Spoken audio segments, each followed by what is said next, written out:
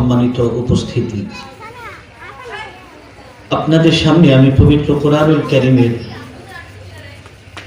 ৪৯ নম্বর সূরাতুল হুজুরাত থেকে তিলাওয়াত করেছি। এই সূরা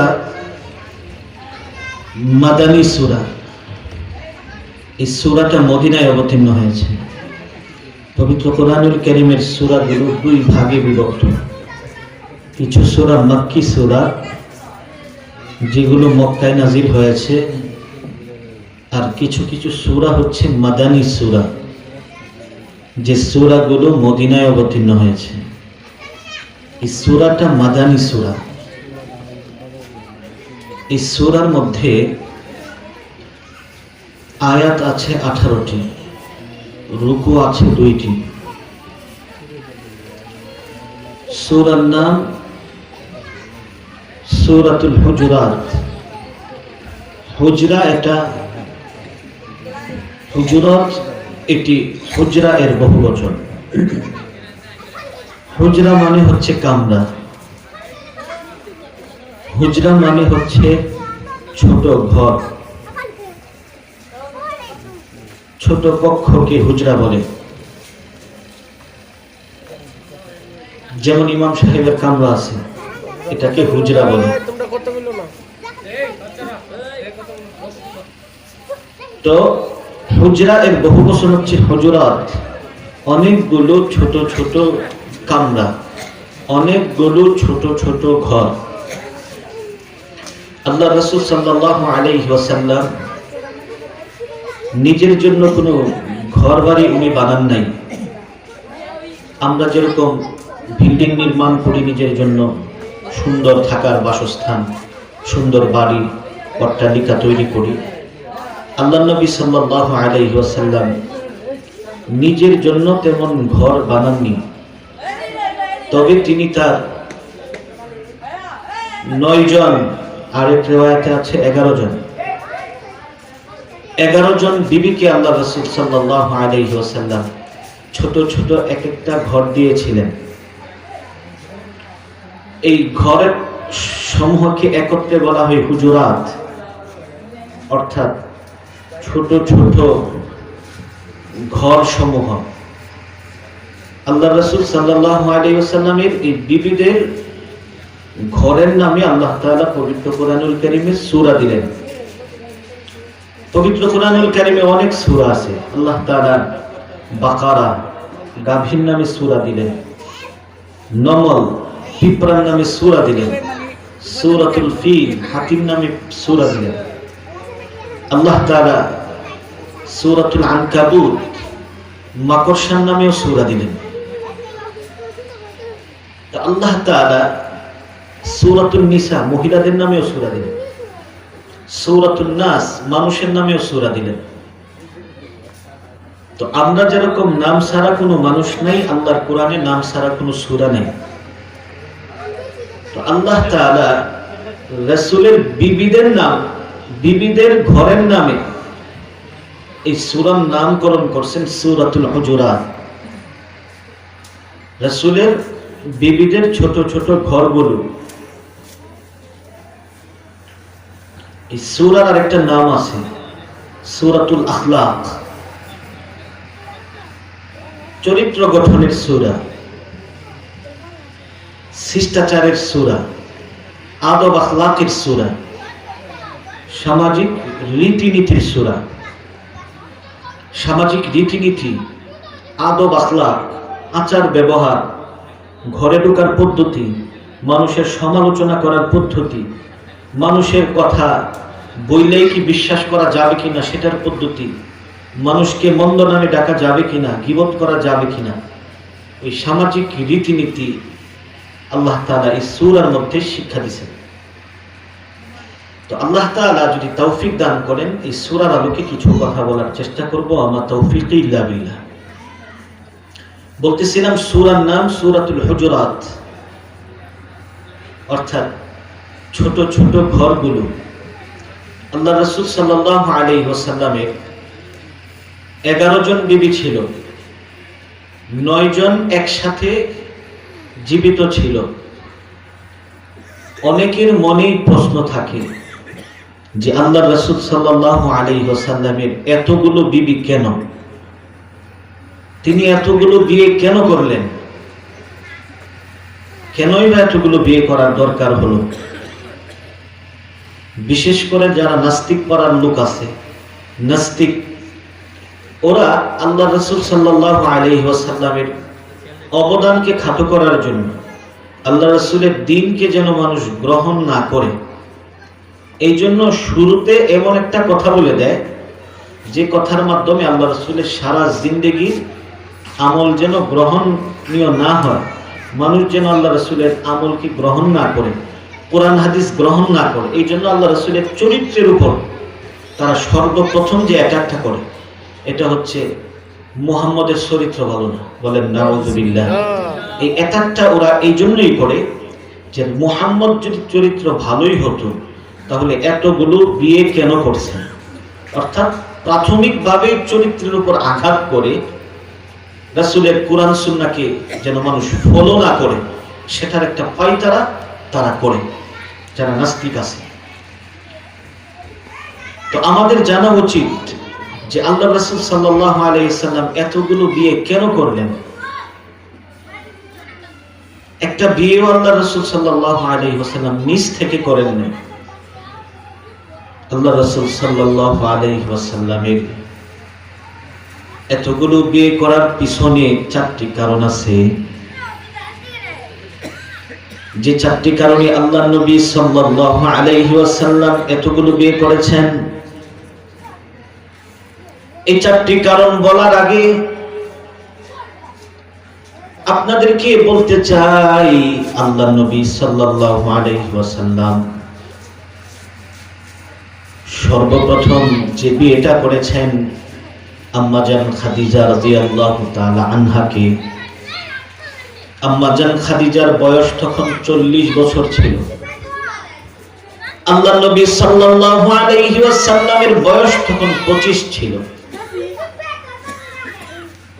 জনাবে মুহাম্মদুর রাসূলুল্লাহ সাল্লাল্লাহু আলাইহি ওয়াসাল্লাম হচ্ছে পৃথিবীতে সবচাইতে সুদর্শন পুরুষ। আল্লাহ তাআলার পরে যার সবচেয়ে বেশি সৌন্দর্য, যার মতো মানুষ আল্লাহ তাআলা পৃথিবীতে সৃষ্টি করেন নাই। মেরাজের হাদিসে গেছে, আল্লাহ রাসূল যখন মেরাজ করতেছিলেন, তখন যখন চতুর্থ আসমানে আল্লাহ রাসূল হযরত ইউসুফ আলাইহিস সালাতু ওয়াস সালামের সাক্ষাৎ পেয়ে যায়, আল্লাহ নবী হাদিস বর্ণনা করেন, আমি দেখলাম পৃথিবীর অর্ধেক সৌন্দর্য আল্লাহ তাআলা ইউসুফকে দান করছেন। আম্মা জান আয়েশা রাদিয়াল্লাহু তাআলা আনহা বলেন, হযরত ইউসুফ আলাইহিস সালাতু ওয়াস সালামের সৌন্দর্য দেখে মিশরের রমণীরা নিজেদের হাত কেটে ফেলেছিল। আমার নবীর প্রকৃত সৌন্দর্য মানুষ দেখে নাই। যদি মিশরের মেয়েরা আমার নবীর প্রকৃত সৌন্দর্য দেখতে পেত, তো ইউসুফ নবীর বেলায় হাত কাটছে, আমার নবীকে দেখে তারা কলিজা কেটে ফেলতো, একটুও টের পেত না। এত সুন্দর নবী, যার জন্য সবাই পাগল ছিল। এত সুন্দর, এত স্মার্ট যুবক আল্লাহ তাআলা পৃথিবীতে সৃষ্টি করেন না, যে যুবকের জন্য পুরো আরবের নারীরা পাগল ছিল, অবিবাহিত নারীরা পাগল ছিল। সেই নবী বিয়ে করলেন 25 বছর বয়সে একজন 40 বছরের বৃদ্ধা নারী। আপনি চিন্তা করছেন? আবার আম্মা জান খাদিজা রাদিয়াল্লাহু তাআলা আনহা শুধু বৃদ্ধাই ছিলেন না, ওনার আগে আরো কয়েকটা বিয়ে হয়েছিল। আবার প্রত্যেক স্বামীর উপরে কয়েকজন করে সন্তানও ছিল। আল্লাহ রাসূল সাল্লাল্লাহু আলাইহি ওয়াসাল্লাম স্বামী হিসেবে আম্মা জান খাদিজা রাদিয়াল্লাহু আনহার স্বামী হিসেবে 3 নম্বর, আল্লাহ রাসূল অবিবাহিত। আম্মা জান খাদিজা রাদিয়াল্লাহু তাআলা আনহার সাথে আল্লাহ রাসূল ঘর সংসার করলেন 25 বছর। আল্লাহ রাসূলের বয়স হয়ে যায় 50। আর খাদিজা রাদিয়াল্লাহু তাআলা আনহার বয়স হয়ে যায় 65, তিনি ইন্তেকাল করেন। আল্লাহ রাসূলের বয়স 50 হয়ে যায়। আল্লাহ রাসূল সাল্লাল্লাহু আলাইহি সাল্লাম খাদিজা রাদিয়াল্লাহু তাআলা আনহা যতদিন জীবিত ছিল দ্বিতীয় কোনো বিয়ে করেন নাই। বলেন সুবহানাল্লাহ। একটা যুবক তার যৌবনকাল পুরাটাই কাটায় দিয়েছেন একজন বৃদ্ধা একজন নারীর সাথে, দ্বিতীয় কোনো বিয়ে করেন নাই। তিনি যদি নারী লোভী হতেন তাহলে 50 বছরের ভিতরেই তো সবগুলো বিয়ে করতেন। যৌবন যখন পুরোপুরি ছিল প্রত্যেকটা বিয়ে করতেন অবিবাহিত দেখে, কুমারী দেখে। কিন্তু বয়স 50 হয়ে গেছে, যৌবন প্রায় শেষের দিকে, 50 হইলে আর কি বা থাকে যৌবনের স্বাদ।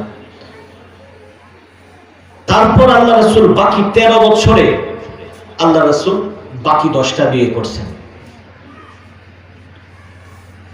এবং 11 জন বিবির মধ্যে আল্লাহ রাসূলের 10 জন বিবি ছিল বিবাহিতা নারী, একজন মাত্র বিবি ছিলেন কুমারী, আম্মা জান হযরতে আয়েশা রাদিয়াল্লাহু তাআলা আনহা।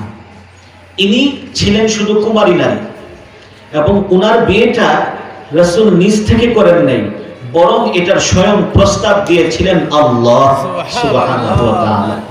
সহিহ বুখারী শরীফে হাদিস বর্ণিত হয়েছে, পাত্রী দেখার হাদিস। বেগানা নারীকে তো দেখা যায়, তো বিয়ের আগে তো নারী বেগানাই থাকে, কি বলেন? হাদিস আছে হযরত জিবরাইল আলাইহিস সালাতু ওয়াস সালাম, আল্লাহ রাসূল বলেন, একবার আমার কাছে আসলেন, আসার পরে একটা জান্নাতি একটা রুমালের মধ্যে আমার সামনে এভাবে তুলে ধরলেন, বলতেছেন, নবী আমার দেখেন তো এই মেয়েটাকে চিনেন কিনা? আল্লাহ রাসূল বলে, হ্যাঁ মেয়েটাকে তো চিনা চিনা লাগতেছে, এই মেয়েটা হচ্ছে আমার বন্ধু আবু বকরের মেয়ে। বলতেছে এই মেয়েকে বিয়ে করার জন্য আল্লাহ পাক আপনাকে অর্ডার দিয়েছেন। এখন বোঝানো সহজ, আগের সময় বোঝানো কঠিন ছিল যে রুমালের মধ্যে পর্দার মধ্যে কিভাবে মানুষ দেখা যায়, এটা আগে বোঝানো কি ছিল? কঠিন ছিল। এখন বোঝানো কঠিন ব্যাপার? এই যে মনে হয় সম্ভবত পর্দা দিয়ে মনে হয় মহিলারা দেখতেছে আমার। আমরা মানুষ যদি এটা পারি তো আল্লাহ তাআলা পারবেন না ফেরেশতাদের মাধ্যমে? তো আল্লাহ রাসূল সাল্লাল্লাহু আলাইহি ওয়াসাল্লাম আম্মা জান আয়েশা রাদিয়াল্লাহু তাআলা আনহাকে বিয়ে করলেন আল্লাহ তাআলারই অর্ডারে। তার 10 জন বিবি ছিল বিবাহিতা, একজন বিবি ছিল কুমারী। তিনি যদি নারী লোভী হতেন তার 11 জন বিবি হতো কুমারী। কিন্তু না, আল্লাহ রাসূল সাল্লাল্লাহু আলাইহি ওয়াসাল্লাম প্রত্যেকটা বিয়ে করছেন একমাত্র আল্লাহ তাআলার অর্ডার পাওয়ার পরে। আল্লাহ রাসূল এতগুলো বিয়ে করার পিছনে 4টি কারণ ছিল। এর মধ্যে একটা কারণ ছিল বন্ধুত্বের সম্পর্ক আরো গাঢ় করা। আল্লাহ রাসূল সাল্লাল্লাহু আলাইহি ওয়াসাল্লামের 4 খলিফা হযরত আবু বকর, আল্লাহ রাসূল সাল্লাল্লাহু আলাইহি ওয়াসাল্লামের শ্বশুর, তার মেয়ে আয়েশা রাদিয়াল্লাহু তাআলা আনহাকে আল্লাহ রাসূলের কাছে বিয়ে দিয়েছেন। আল্লাহ তাআলার আদেশ পাওয়ার পর বিয়ে করছেন। আবু বকর শ্বশুর ছিলেন, হযরত উমর রাদিয়াল্লাহু তাআলা আনহু আল্লাহ রাসূলের শ্বশুর ছিলেন। তার মেয়ে হাফসা রাদিয়াল্লাহু তাআলা আনহাকে আল্লাহ রাসূলের কাছে বিয়ে দিয়েছেন। তো আবু বকর উমর বন্ধু ছিলেন। বন্ধুত্বের সম্পর্ক আরো গাঢ় করার জন্য, সম্পর্ক মজবুত করার জন্য এই 2 জনের মেয়েকে আল্লাহ রাসূল সাল্লাল্লাহু আলাইহি ওয়াসাল্লাম বিয়ে করলেন। আচ্ছা, আমাদের দেশে এমন আছে না, ছোটবেলায় একসাথে বড় হয়েছে, গভীর বন্ধুত্ব, বন্ধুত্ব যেন আরো গভীর হয়।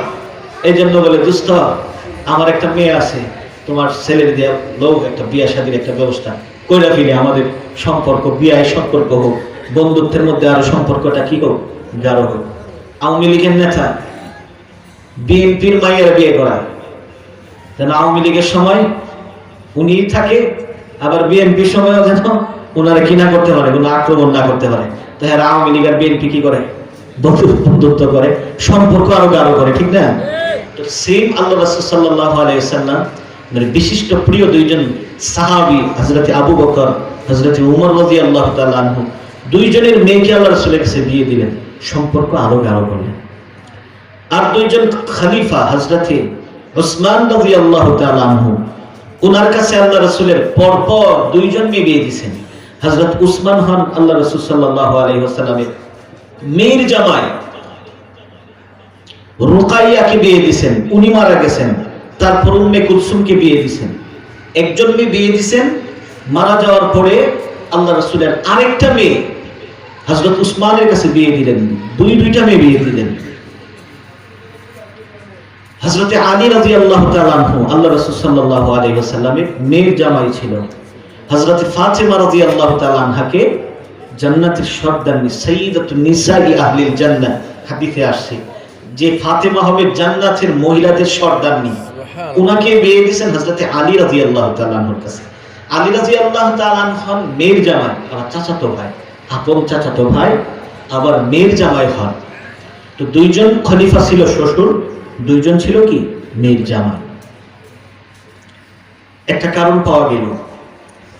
দ্বিতীয় আরেকটা কারণ ছিল ইসলামের একটা বিধান আল্লাহ তাআলা যেন অবতীর্ণ করতে পারেন, একটা বিধান হুকুম জারি করতে পারেন। এই জন্য আল্লাহ রাসূল সাল্লাল্লাহু আলাইহি ওয়াসাল্লামের বিয়ের সংখ্যা একটা বেড়ে গেল। আল্লাহ রাসূল সাল্লাল্লাহু আলাইহি ওয়াসাল্লাম মদিনার বাজারে গেলেন, মদিনার বাজার থেকে কিনে আনলেন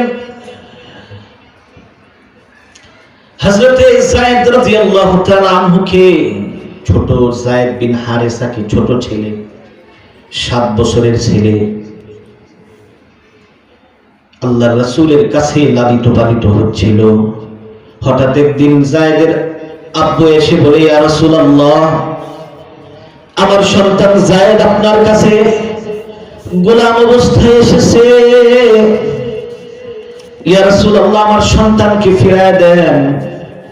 আল্লাহর নবী বলে, তোমার সন্তানকে নিয়ে যাও, তোমার সন্তানকে আমি আটকায় রাখবো না। পিতা সন্তানের খোঁজ পেয়েছে, যাও তোমার সন্তান নিয়ে যাও।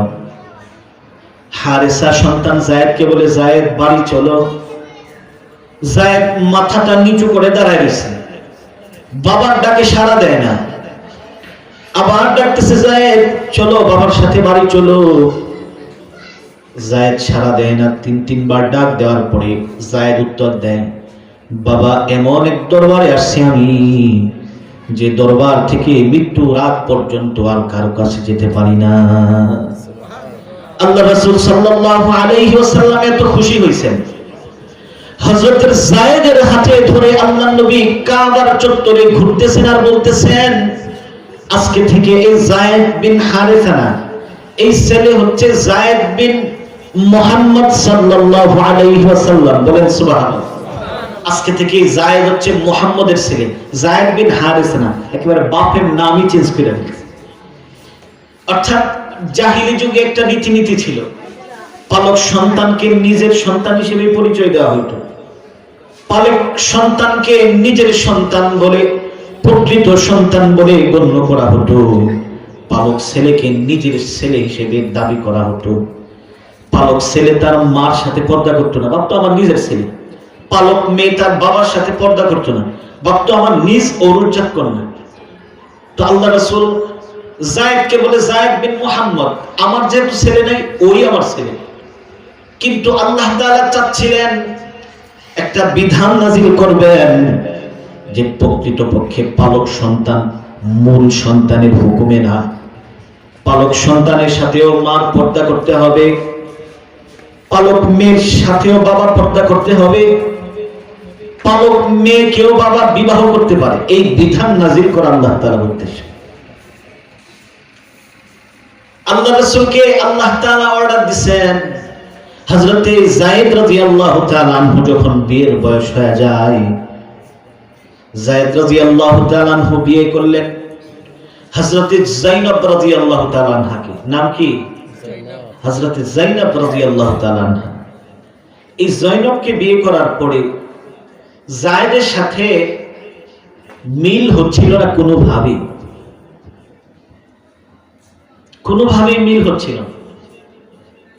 এমন না যে স্বামী খারাপ ছিল, বা স্ত্রী খারাপ ছিল, বিষয়টা এমন না। অর্থাৎ একজনের মন মানসিকতার সাথে আরেকজনের মন মানসিকতা কোনোভাবেই মিলতেছিল, একজনের রুচির সাথে আরেকজনের রুচি কোনোভাবেই মিলতেছিল না। বিবাহিত জীবন এমন হয় না, বউয়ের একটা পছন্দ, জামাইয়ের একটা পছন্দ, বউয়ের এক ধরনের রুচি, স্বামীর এক ধরনের রুচি, নাকি? জামাই কয়টা পড়লে আমার খুবই স্মার্ট লাগে, বউকে দূর তোমার ক্ষেতের মতন দেখা যায়, ক্ষেত লাগে, নাকি? বউ পছন্দ করে শুক্কা জিনিস, টক জিনিস, জামাই পছন্দ করে মিষ্টি জিনিস, নাকি? এরকম একজনের কাছে গরম ভালো লাগে, আর একজনের কাছে শীত ভালো লাগে। যেমন আমার কাছে শীত ভালো লাগে, আমি গরম খুব কম সহ্য করতে পারি, তো আমার কাছে শীত ভালো লাগে। আমার আহলিয়া, আমার পরিবার, শীত আসছে মাত্র 20-25 দিন হয়েছে, আমার রাত্রে শোয়া করতেছে শীতকাল যাইব কোন সময়, মানে আসার আগে চিন্তা করতেছে শীত যাইব কোন সময়। তো এরকম একজনের সাথে একজনের মন মানসিকতা, কথাবার্তা মিলতেছিল না। তারপর দুইজনের মধ্যে বিচ্ছেদ হয়ে যায়, দুইজন একজনে একজনকে সুন্দরভাবে ইসলামী শরীয়ত মোতাবেক একজন আরেকজনকে তালাক দেয়। আল্লাহ তাআলা অর্ডার করলেন, হাবিব আমার আপনি যায়েদের স্ত্রীকে বিয়ে করেন। রাসূল তো এখন আরো লজ্জায় পড়ে গেছে যে এখন যদি বিয়ে করি আমার ছেলের বউরে, মানুষ বলবে দেখো মুহাম্মদ শেষ পর্যন্ত ছেলের বউরে গিয়ে ধরছে। আল্লাহ রাসূল লজ্জা পাচ্ছিলেন। আল্লাহ তাআলা বলেন লজ্জা পাওয়ার কোনো কারণ নাই, আমি চাচ্ছি বিধান প্রয়োগ করার জন্য পৃথিবীর কে কি বললো এটা দেখার টাইম নাই, আপনি কি করুন, বিয়ে করুন। এই একজন মাত্র সাহাবী, নাম হচ্ছে হযরতে যায়েদ, তার নামই কোরআনে আছে। আল্লাহ তাআলা বলতেছেন ফালাম্মা কাযা যাইদুম মিনহা ওয়াতারান যাওয়াজনাকাহা। আল্লাহ তাআলা বলেন যখন যায়েদের সাথে তার স্ত্রীর বিচ্ছেদ হয়ে যায়, যায়েদের স্ত্রীর সাথে যাওয়াজনাকাহা, ওই মহিলার সাথে আমি আল্লাহ আপনাকে বিয়ে দিয়ে দিলাম, আমি আল্লাহ আপনাকে বিয়ে করিয়ে দিলাম। যায়েদের কথা কোরআনে আসছে, এটা একটা সাধারণ জ্ঞানের প্রশ্ন। পবিত্র কোরআনুল কারীমে কোন সাহাবীর নাম নাই, শুধু একজনের নাম আছে, যায়েদ রাদিয়াল্লাহু তাআলা আনহুর নাম আল্লাহ তাআলা উল্লেখ করছেন, আর বলছেন তার স্ত্রীর সাথে বিয়ে আপনাকে করিয়ে দিলাম আমি আল্লাহ। বলেন সুবহানাল্লাহ। রাসূলের সংখ্যা, বিয়ের সংখ্যা একটা বেড়ে গেল না? এই বিয়ে স্বয়ং আল্লাহ তাআলা করাইছে। তো বিয়ের সংখ্যা বাড়তেছে কিনা? তো একটাও কি নিজ থেকে করছে? একটাও নিজ থেকে করে নাই, অর্ডার কার? আল্লাহ। রাসূলের আরেকটা বিয়ে করার পিছনে কারণ ছিল সিয়াসি কারণ, একটা হিকমত, কৌশল, যে কৌশলে মানুষ মুসলিম হয়ে যায়। আল্লাহ রাসূলের আরেকজন বিবির নাম সাফিয়া বিনতে হুয়াই বিনতে আখতাব রাদিয়াল্লাহু তাআলা আনহা। সাফিয়া আল্লাহ রাসূলের স্ত্রীর নাম। তিনি ছিল খাইবারের বাদশার মেয়ে। আল্লাহ রাসূল যখন খাইবারে আক্রমণ করলেন, খাইবারের সাথে যখন যুদ্ধ হলো, যুদ্ধবন্দী নারী আল্লাহ রাসূলের কাছে হস্তগত হলো। আল্লাহ রাসূল গোলাম বান্দি সবগুলোকে নিয়ে মদিনার পথে রওনা দিচ্ছিলেন। তো পথিমধ্যেই আল্লাহ রাসূল সাল্লাল্লাহু আলাইহি সাল্লাম সাফিয়াকে বিয়ে করে ফেলছে। আচ্ছা, সাফিয়া যে বাদশার মেয়ে, এখন যে বিয়ে করে ফেলছে, শত্রুপক্ষ কি হইল? শ্বশুর বাড়ি হয়ে গেল না? বুঝছেন তো কথা? শত্রুর বাড়িতে বিয়ে করছে, মানে পার্শ্ববর্তী আপনার এলাকা হালিমপুর বাজারের এক সাইড, আপনার এলাকার মধ্যে আগে থেকে ঝগড়া, দেখা গেছে আপনার এলাকার এক মেয়ের বিয়ে করছে। সাধারণতই তারে আসলে কেউ মারতে চাইবে না, আমরা এলাকার জামাই, নাকি এলাকার জামাই। তো আল্লাহ রাসূল যখন বিয়ে করে ফেললেন, পরদিন সকালে দলে দলে আইসা বলতেছে আশহাদু আল্লা ইলাহা ইল্লাল্লাহ ওয়া আন্নাকা মুহাম্মাদুর রাসূলুল্লাহ। বলেন সুবহানাল্লাহ। কালেমা পড়ে মুসলমান হয়ে গেছে, শত্রুপক্ষ শ্বশুর বাড়ি হয়ে গেছে, কালেমা পড়ে বহু সংখ্যক একটা দল মুসলমান হয়ে গেছে। তো এটা ছিল একটা কৌশল। আল্লাহ রাসূল সাল্লাল্লাহু আলাইহি সাল্লামের আরেকজন বিবি ছিল, নাম জুয়াইরিয়া। নাম কি? জুয়াইরিয়া। আপনাদের এখানে মনে হয় পিরিজপুর একটা এলাকা আছে জুয়ারিয়া, জুয়াইরিয়া, জুয়ারিয়া। এই জুয়ারিয়া আল্লাহ রাসূল সাল্লাল্লাহু আলাইহি সাল্লামের স্ত্রীর নাম, অত্যন্ত সুন্দরী ছিল। জুয়ারিয়া রাদিয়াল্লাহু তাআলা আনহাকে যখন আল্লাহ রাসূল সাল্লাল্লাহু আলাইহি ওয়াসাল্লামের এক সাহাবীর কাছে যুদ্ধবন্দী হিসেবে আসছে উনি, আল্লাহ রাসূল সাল্লাল্লাহু আলাইহি ওয়াসাল্লাম জুয়ারিয়াকে কিনে নিলেন। এবং জুয়ারিয়াকে বিয়ে করে ফেললেন, প্রস্তাব দিলেন, তুমি কি আমার কাছে বিয়ে বসতে চাও? তিনি বলল, আপনার মতন প্রেসিডেন্ট, আপনার মতো বিশ্ব সুন্দর একজনের প্রস্তাব কি আর ফালায় দেওয়া যায়? সাথে সাথে বিয়ে বসে পড়লেন। বিয়ে বসার পরে সাহাবীদের কাছে 100 ফ্যামিলি, জুয়ারিয়া রাদিয়াল্লাহু তাআলা আনহার বংশের সাথে জড়িত 100 ফ্যামিলি সাহাবীদের কাছে বন্দী অবস্থায় ছিল, গোলাম বান্দী হিসেবে ছিল। যখন আল্লাহ রাসূল জুয়ারিয়াকে বিয়ে করে ফেললেন, তখন সাথে সাথে সাহাবায়ে কেরাম বলেন যে আল্লাহ রাসূলের স্ত্রীর আত্মীয়রা আমাদের গোলাম বান্দী হয়ে থাকবে, এটা হইতে পারে না, সাথে সাথে 100 ফ্যামিলিকে আজাদ করে দেন। সুবহানাল্লাহ। তাহলে আল্লাহ রাসূল সাল্লাল্লাহু আলাইহি ওয়াসাল্লামের এতগুলো বিয়ের পিছনে কারণ ছিল কিনা বলেন? ছিল। আল্লাহ রাসূল সাল্লাল্লাহু আলাইহি ওয়াসাল্লামের এতগুলো বিয়ের পিছনে আরেকটা কারণ ছিল, উম্মতে মুসলিমা নারী যারা আছে ওই নারীদের দ্বীন শিক্ষা দেয়া, এটা একটা বড় উদ্দেশ্য ছিল।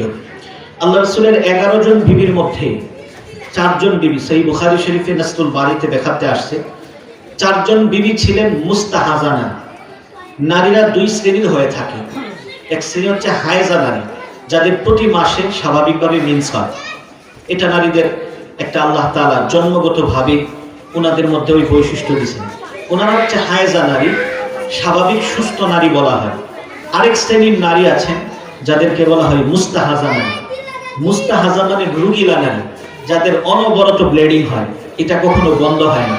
তো আল্লাহ রাসূলের 4 জন বিবি ছিল যাদের অনবরত ব্লিডিং হইত, যারা কখনোই পবিত্র হইতে পারতেন না। তো হায়েজা নারীর যে মাসআলা মাসাইল, পবিত্রতার ব্যাপারে, নামাজের ব্যাপারে, মুস্তাহাজা নারীর কিন্তু সেম বিধান না, বিধানের কি আছে? পার্থক্য আছে। তো রাসূল আপনার এত বিবি হবে যে উম্মতের নারীরা যদি কোনো সমস্যায় পড়ে যায়, এক বিবির কাছে সমাধান না পেলেও আরেক বিবির কাছে অবশ্যই অবশ্যই সমাধান পেয়ে যায়। তো দেখা গেছে আল্লাহ রাসূল ইন্তেকালের পরে এক বিবির কাছে ফরজ গোসলের মাসআলা জিজ্ঞেস করতে গিয়া এক বিবির কাছে গেছেন, উনি সঠিক সমাধান দিতে পারেন নাই, বলছে আম্মা জান আয়েশার কাছে যান। আম্মা জান আয়েশা রাদিয়াল্লাহু আনহা সমাধান দিলেন যে আমি এবং রাসূল সহবাস করছি, আমার স্বামী বীর্যপাত হয় নাই, রাসূলের বীর্যপাত হয় নাই, তারপরে রাসূলের উপর গোসল ফরজ হয়ে গেছে, রাসূল গোসল করছেন আমি দেখেছি। মাসআলা বের হয়ে গেল, বীর্যপাত হোক আর না হোক মেলামেশা করলে কি করতে হবে? গোসল করতে হবে। তো এরকম অসংখ্য মাসআলা। এক বিবির কাছে গেছেন, রাসূলের রাতের আমল কেমন ছিল এক ধরনের বর্ণনা করছেন, আরেক বিবির কাছে গেছেন, উনি আরেকটু বাড়ায়া বর্ণনা করছেন। তো আল্লাহ রাসূল সাল্লাল্লাহু আলাইহি ওয়াসাল্লাম এতগুলো বিয়ের পিছনে এই 4টা কারণ ছিল। তো যেটা আমার বলা মূল উদ্দেশ্য, আমি যে সূরা তেলাওয়াত করেছি, সূরার নাম সূরাতুল হুজুরাত। হুজুরাত মানে হচ্ছে ছোট ছোট কামরা, ছোট ছোট ঘর। রাসূলুল্লাহ সাল্লাল্লাহু আলাইহি ওয়াসাল্লামের বিবিদের ছোট ছোট ঘর। তারপর খুতবার মধ্যে একটা আয়াত তিলাওয়াত করেছি, ইন্নাল্লাযীনা ইউনাদুনাকা মিন ওয়ারাইল হুজুরাতি আকসারুহুম লা ইয়াকিলুন। আল্লাহ তাআলা বলতেছেন, রাসূল আমার, যারা আপনাকে আপনার হুজুরাতের পিছন থেকে, আপনার ছোট ছোট ঘরসমূহের পিছন থেকে আপনাকে ডাকতেছে, আকসারুহুম লা ইয়াকিলুন, তাদের অধিকাংশরই আকল নাই, অধিকাংশরই কাণ্ডজ্ঞান নাই, অধিকাংশই বেকুফ। এই আয়াতটা আল্লাহ তাআলা বনু তামিম গোত্রের 19 জন বেদুইন সম্পর্কে নাযিল করলেন। বনু তামিম গোত্রের 19 জন ব্যক্তি আল্লাহর নবী সাল্লাল্লাহু আলাইহি ওয়াসাল্লামের বাড়িতে আসলেন। তারা ছিল বেদুইন ব্যক্তি, গ্রাম্য ব্যক্তি, মূর্খ ব্যক্তি, যাদের মধ্যে শিক্ষার কোনো ছোঁয়া ছিল না। তারা আল্লাহর নবী সাল্লাল্লাহু আলাইহি ওয়াসাল্লামকে দুপুর বেলায়, আল্লাহর নবী যখন কাইলুলা করতেছেন, আল্লাহর নবী দুপুর বেলায় খানা খেয়ে যখন বিশ্রাম করতেছিলেন, বিবির ঘরে আল্লাহর নবী বিশ্রাম করতেছেন, এমত অবস্থায় এই 19 জন এসে আল্লাহর নবীর ঘরের পিছন থেকে বলতেছে, ইয়া মুহাম্মদ উখরুজ ইলাইনা, ও মুহাম্মদ বাড়ি আসুনি, বের হও, মুহাম্মদ বাড়ি আসুনি, বের হও। আল্লাহর নবী সাল্লাল্লাহু আলাইহি ওয়াসাল্লামকে মুহাম্মদ বাড়ি আসুনি, বের হও এরকম ভাবে ডাকতেছিলেন। আল্লাহ তাআলা ধমক দিয়ে বলতেছেন, রাসূল আমার, যারা আপনার ঘরের পিছন থেকে এই বেয়াদবের মতো আপনাকে ডাকতেছে, অধিকাংশই আকল নাই, অধিকাংশই কাণ্ডজ্ঞানহীন। অশিক্ষিত ব্যক্তির ডাকের সুরতি থাকে এক ধরনের, শিক্ষিত ব্যক্তির ডাকের সুরতি থাকবে আরেক ধরনের। ওই মোল্লা দিকে যাও, এটা হচ্ছে অশিক্ষিত ব্যক্তির ডাক। ওই মাস্টার একটু এনো আছে, এটা হলো অশিক্ষিত ব্যক্তির ডাক। শিক্ষিত ব্যক্তির ডাক হলো, মাস্টার সাহেব এদিকে আসলে একটু ভালো হয়, একটু কথা ছিল, হুজুর সাহেব একটু প্রয়োজন ছিল, যদি একটু আসতেন। এটা হচ্ছে শিক্ষিত ব্যক্তির ডাক। আর অশিক্ষিত ব্যক্তির ডাক তো বললামই, ওই মোল্লা দিকে যাও, ওই মাস্টারে নাও, অশিক্ষিত ব্যক্তির ডাক। তো ওরা আল্লাহ রাসূলকে এইভাবে ডাকছে, এই মুহাম্মদ বাড়ি আসুনি, বেরো। তারা আল্লাহর নবী সাল্লাল্লাহু আলাইহি ওয়াসাল্লামকে এরকম বেয়াদবের মধ্যে ডাকার কারণে আল্লাহ তাআলা এই আয়াত নাযিল করে জানায় দেয়, তাদের কাণ্ড জ্ঞান নাই, তারা কাণ্ড জ্ঞানহীন লোক। আল্লাহ তাআলা এই আয়াতটা এই জন্য নাযিল করলেন, কারণ কারো বাড়িতে যদি কেউ যায় তাহলে তাকে ডাকার সম্বোধন পদ্ধতিটা কি হবে, ওই পদ্ধতি অনুযায়ী না ডাকার কারণে আল্লাহ তাআলা বলছে আকল নাই। কারো বাড়িতে গেলে তাকে কিভাবে সম্বোধন করতে হবে ওই পদ্ধতি তারা মেনটেন করে নাই। তাহলে কারো বাড়িতে যদি যান তাহলে কি পদ্ধতিতে তাকে ডাকতে হবে আল্লাহ তাআলা সূরাতুন নূরের মধ্যে জানায় দেন, ইয়া আইয়ুহাল্লাযীনা আমানু লা তাদখুলু বুয়ুতান গায়রা বুয়ুতিকুম হাত্তা তাস্তানিসু ওয়া তুসাল্লিমু আলা আহলিহা। হে সকল ঈমানদারগণ, যখন অন্য কারো বাড়িতে যাবে ততক্ষণ পর্যন্ত তার ঘরে প্রবেশ করতে পারবে না যতক্ষণ না পর্যন্ত তার থেকে অনুমতি না নিবে, তাকে সালাম না দিবে। ওই 19 জন বেদুইন লোক আল্লাহ রাসূল থেকে অনুমতি নেয় নাই, আল্লাহ রাসূলকে সালাম দেয় নাই। সালাম না দিয়ে আল্লাহ রাসূলকে ডাকার কারণে আল্লাহ তাআলা বলছে ওদের কাণ্ডজ্ঞানহীন লোক, ওরা কাণ্ডজ্ঞানহীন লোক। আপনিও যদি কারো বাড়িতে যান, যদি তার অনুমতি না নিয়ে সালাম না দিয়ে তার বাড়িতে ঢুকেন, আপনিও আল্লাহ তাআলার ভাষ্য অনুযায়ী আপনারও কোনো কাণ্ডজ্ঞান নাই। আগেই বলছি এটা সামাজিক রীতিনীতি শিষ্টাচারের সূরা। তো কারো বাড়িতে গেলে আল্লাহ তাআলা বলছেন সালাম দিতে হবে, অনুমতি নিতে হবে। তাহলে সালাম কয়বার দিতে হবে হাদিসে নেই। আল্লাহর রাসূল বলেন, আল ইস্তিযানু সালাতুন ফাইন উযিনা লাকা ওয়া ইল্লা ফারজি'। আল্লাহর নবী বলেন অনুমতি 3 বার নিতে হবে, সালাম 3 বার দিতে হবে। যদি সালামের জবাব আসে আর ঘরের ভিতরে প্রবেশ করতে বলা হয় তাহলে ঘরের ভিতরে প্রবেশ করবে, ওয়া ইল্লা ফারজি'। আর 3 বার সালাম দেওয়ার পরে যদি ঘরের ভিতর থেকে কোনো আওয়াজ না আসে তাহলে তুমি তার বাড়ি থেকে তোমার বাড়ির দিকে প্রত্যাবর্তন করবে। কারো বাড়িতে ঢুকলে তাহলে কি করতে হবে? অবশ্যই সালাম দিয়ে ঢুকতে হবে। সালাম ছাড়া ঢুকলে আপনিও কি বেআক্কল, আকল নাই, আপনারও নেই।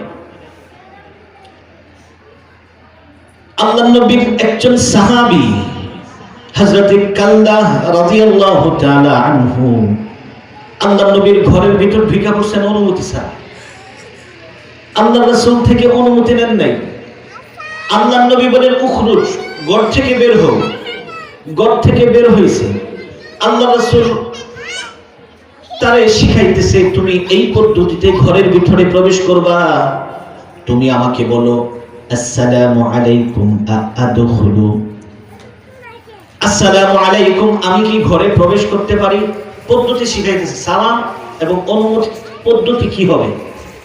ওই সাহাবী বলে আসসালামু আলাইকুম আদখুলু। আল্লাহর নবী বলেন আবার বলো আসসালামু আলাইকুম আদখুলু। সে বলল, আসসালামু আলাইকুম আদখুলু, সালাম নবী আপনাকে, আমি কি ঘরে প্রবেশ করতে পারি? তৃতীয়বার বলছে, আসসালামু আলাইকুম নবী আমার, আমি কি ঘরে প্রবেশ করতে পারি? আল্লাহ রাসূল বলে, হ্যাঁ এবার ঠিক আছে, ওয়া আলাইকুম আসসালাম, তুমি কি করো? ঘরের ভিতরে প্রবেশ করো। আল্লাহ রাসূল সাল্লাল্লাহু আলাইহি ওয়াসাল্লাম বলেন, আল্লাহ নবীর এক সাহাবী আল্লাহ নবীর ঘরের ভিতর উকি দিতেছিল। উকি দিয়ে আল্লাহ রাসূলের ঘরের ভিতর কি হচ্ছিল দেখার জন্য উকাউকি করতেছিল। আল্লাহ রাসূল বলে, আমি যখন যদি টের পেতাম, একটা শলাকা দিয়া ওর চোখ ফুরাইয়া দিতাম। কারো ঘরের মধ্যে উকি ঝুঁকি দেওয়া যাবে না। আল্লাহ রাসূল বলেন, ইন্নামা জুইলাল ইস্তিযানু লিআজলিল বাসার, দৃষ্টি শক্তির কারণে, দৃষ্টি দিয়া বাড়ির ভিতরে দেখে ফেলার কারণেই তো অনুমতি নেওয়ার বিধান দেওয়া হয়েছে। যদি কারো ঘরের ভিতরে দেখেই না, সে তো ঘরের ভিতরে ঢুকেই গেল, তাইলে তো আর অনুমতি কি করলো না, কোনো দরকার পড়লো না। আল্লাহ নবী শিক্ষা দিতেছেন, যদি কারো বাড়িতে যাও, দরজার নাক বরাবর দাঁড়াতে পারবে না, ডান পাশে দাঁড়াবে কিংবা দরজার বাম পাশে দাঁড়াবে। যদি নাক বরাবর দাঁড়ায় কোনো মহিলা, খুলে একেবারে সুজা ফার্স্ট টু লাস্ট যা আছে ভিতরে সব দেখা যাবে। ডান পাশে কিংবা বাম পাশে দাঁড়াবে। আর মহিলাদেরকে বলছে, যখন দরজা করবে হালকা খুইলা দেখবে কে আসে, একেবারে সুজা উড়া দোলা খোলা যাবে না। আল্লাহ রাসূল সাল্লাল্লাহু আলাইহি ওয়াসাল্লাম শিষ্টাচার শিক্ষা দিলেন। আল্লাহ নবী সাল্লাল্লাহু আলাইহি ওয়াসাল্লাম বলেন,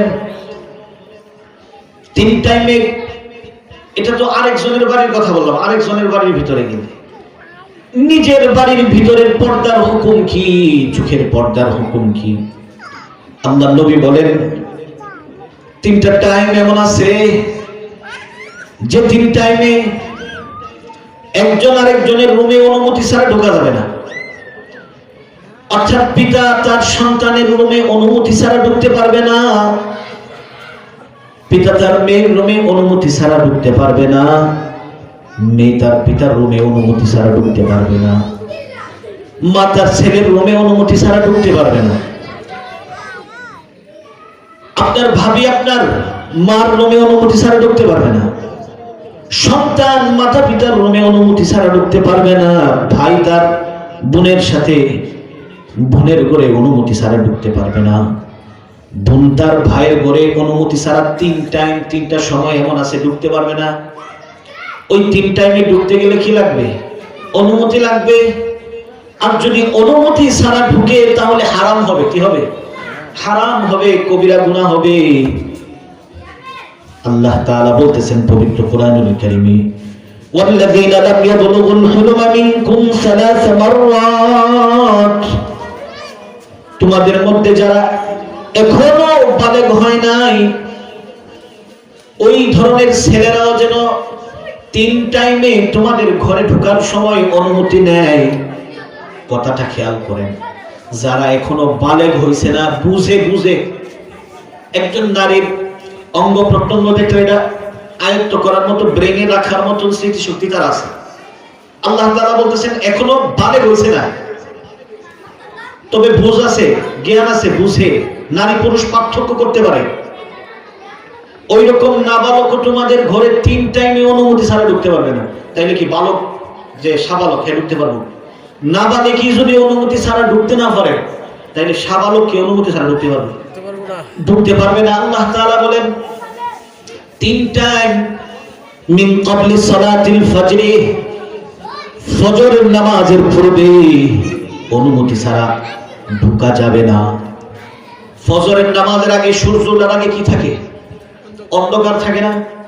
আপনার পিতা মাতা ঘুমায় রয়েছে, আপনি যদি অনুমতি ছাড়া, আপনি ছেলে বলছে তো আমার আম্মা বই ঘরের ভিতরে ঢুকে গেলে কি অনুমতি লাগবে? ঢুকে আয়, ওর জিনিস আনতে গেছে। আপনার আব্বা ঘুমায় রয়েছে, আপনাকে অবশ্যই সালাম দিতে হবে। সালাম দিয়ে ঢুকলে কি হবে? আপনি তো জানেন না আপনার আব্বা লুঙ্গি কই উঠে রয়েছে। ঘুমাইলে মানুষ জানে লুঙ্গি কই উঠে থাকে। আপনার আব্বা আম্মার হাত একজন আরেকজনের উপরে ফেলে রয়েছে, কইতে পারে না। আপনার আম্মার বুকের উন্না নাই, ঘুমের মধ্যে কইবে কেমন, বলবে কেমনে? বলা তো যায় না। আপনি হুট করে ঢুকে পড়ছেন, একটা বিবস্ত্র অবস্থা আপনার চোখের সামনে পড়বে না? পড়বে। আপনি যদি অনুমতি নেন, আপনি যদি সালাম দেন, আসবো কিনা, ওনারা ঘুমের মধ্যে থাকলেও ঘুমের মধ্যে দেখবেন লুঙ্গি ঠিক করবো, কাপড় ঠিক করবে, বলবে আচ্ছা আয়ো, উঙ্গায় হইলেও কইবো আয়ো, ঠিক না? কাপড় ঠিক করবে, আর বলা সারা ঢুকলে একটা বিবস্ত্র অবস্থা আপনার চোখের সামনে পড়ে যায়।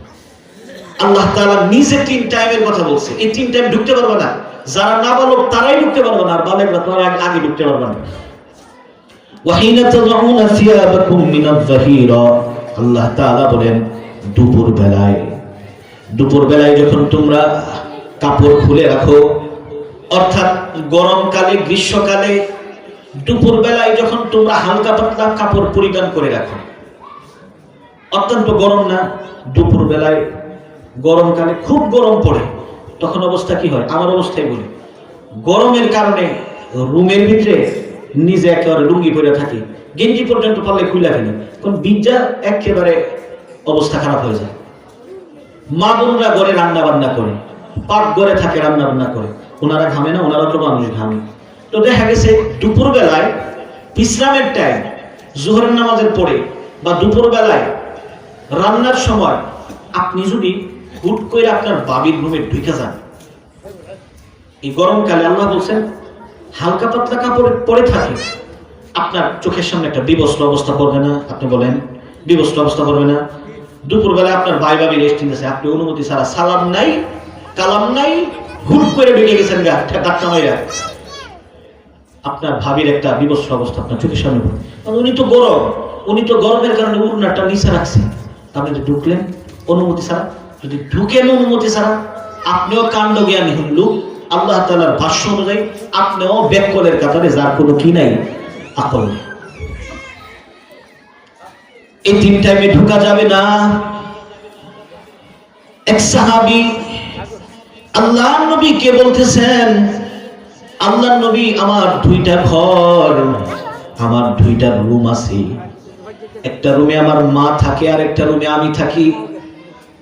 আস্তাযিনু আলা উম্মি, আমি কি আমার মায়ের কাছ থেকে অনুমতি নিতে হবে নাকি? আল্লাহর নবী বলতেছেন হ্যাঁ, অনুমতি নাও। বলে ইয়া রাসূলুল্লাহ আনা খাদিমুহা, আমি তো আমার মায়ের খাদেম, আমি আমার মায়ের সেবক, আমার মার ঘরে তো আমার প্রায় যেতে হয়, আমার মার কাছ থেকেও কি অনুমতি লাগবে? অর্থাৎ এই 3 টাইমে অনুমতি লাগবে? আল্লাহ রাসূল বলেন না, হ্যাঁ অনুমতি লাগবে। তৃতীয়বার বলছে আল্লাহ রাসূল, আমার মা, আনা খাদিমুহা, আমি তার খাদেম, আমি তার সেবক, আমার মার কাছ থেকে অনুমতি লাগবে। আল্লাহর নবী কড়া একটা ভাষা ব্যবহার করছেন। আল্লাহ রাসূল বলেন আতুহিব্বু আন তারাহা উরিয়ানা, ওহে যুবক, তুমি কি তোমার মাকে উলঙ্গ দেখতে চাও? সে বলে কাল্লা, কখনো না। আল্লাহর নবী বলেন ইযান তাস্তাযিন মিনহা, তাইলে অবশ্যই তার থেকে তোমার অনুমতি নিয়েই ঘরের ভিতরে ঢুকতে হবে। বলেন সুবহানাল্লাহ, কত সুন্দর বিধান। আচ্ছা, ওনার 2টা রুম, ঠিক দুপুর বেলায় অত্যন্ত গরম, ওনার আম্মা গরমে তো কাপড়টা হালকা পাতলা উড়নাটা খুললেও নিচে রাখতে পারে, হালকা পাতলা পোশাকের রুমের ভিতরে থাকতে পারে, বেখেয়ালি ভাবে উড়না নাও থাকতে পারে মাথার উপর, বুকের উপর। এখন যদি সালাম ছাড়া এই গরমকালে জোহরের টাইমে ঘরের ভিতরে ঢুকে বা ফজরের আগে রুমের ভিতরে ঢুকে, বিবস্ত্র একটা অবস্থা চোখের সামনে পড়বে না? আর যদি সালাম দেয়, আসসালামু আলাইকুম আম্মা, আমি কি আসবো? তখন মা কি করবে? যদি কাপড় গোছানো থাকে ঠিকঠাক করবে, ঠিকঠাক করে মাথায় কাপড়টা দিবে, দিয়ে বলবে বাজান আসো। বসার একটা পরিস্থিতি অবস্থা সৃষ্টি করে বলবে বাজান তুমি আয়, কথা বলো। আর হুটহাট বিঘা বললে সালাম অনুমতি ছাড়া কবিরা গুনাহ হলো, বিবস্ত্র একটা অবস্থা আপনার চোখের সামনে পড়ে। অনেক শাশুড়ি আছে, আমার ফুতের বউটা এক অনুমতি লাগবে, দেখে আসার পরে হুট করে ঢুকছে, দেখে ফুতে বউয়ের সাথে একটা রোমান্টিক হালতে আছে, মানে একটু হাতাহাতি রোমান্টিক হালতে আছে, বুঝে নিয়েন বিবাহিত যারা আছে, রোমান্টিক হালতে আছে, এই মধ্যে দিন আস্তাগফিরুল্লাহ, তওবা, আচ্ছা, আস্তাগফিরুল্লাহ তওবা পড়বার আগে আপনি যদি সালাম দিয়া ঢুকতেন তখন তো আর আস্তাগফিরুল্লাহ তওবা ফর্মুলা লইলেন, আপনার ছেলে আগে সতর্ক হয়ে গেল। তো ঢুইকা আস্তাগফিরুল্লাহ তওবা করলে কি লাভ হলো? যা তো দেখার দিক খেয়ে গেছে, ঠিক না? এই জন্য আমি আগেই বলছি, এই সূরা একটা সামাজিক সূরা। আল্লাহ তাআলা মানুষকে সামাজিক রীতিনীতি শিক্ষা দিয়েছেন। কারো বাড়িতে ঢুকলে অনুমতি নিতে হবে, 3 বার সালাম দিতে হবে, 3 বার সালামের উত্তর না পেলে চলে আসতে হবে। নিজ ঘরেও আল্লাহ তাআলা বলেন সালাতু আওরাতিল লাকুম, এই 3টা টাইম কোন নিজ ঘরে অনুমতি সব সময় লাগবে না, শুধু 3টা সময় লাগবে। একটা হচ্ছে মিন ক্বাবলি সালাতিল ফাজরি, ফজরের নামাজের আগে, সূর্যাস্তের আগে, ওয়াহিনা তাদউনা সিয়াবাকুম মিনাজ যাহিরা, গরমকালে দুপুরবেলায় যখন অত্যন্ত গরমে মানুষ ঘর্মাক্ত হয়ে যায়, হালকা পাতলা পোশাকে মানুষ ঘরের ভিতরে অবস্থান করে, ঠিক দুপুর টাইমে ঢোকা যাবে না। আল্লাহ তাআলা 3য় টাইম বলেন ওয়া মিন বাদি সালাতিল ইশা, আর একটা হচ্ছে এশারের পরে। বলেন সুবহানাল্লাহ। কত সুন্দর নিয়ম! এশারের পরে আল্লাহ বলেন এই 3টা তোমাদের গোপনীয়তার সময়, এশারের পরেও ঢুকতে পারবে না। এখন তো এশারের পরে ফুলাহান লয়ে টিভি দেখে নাকি একসাথে বাইরে, এশারের পরে রুমে ঢোকা যাবে।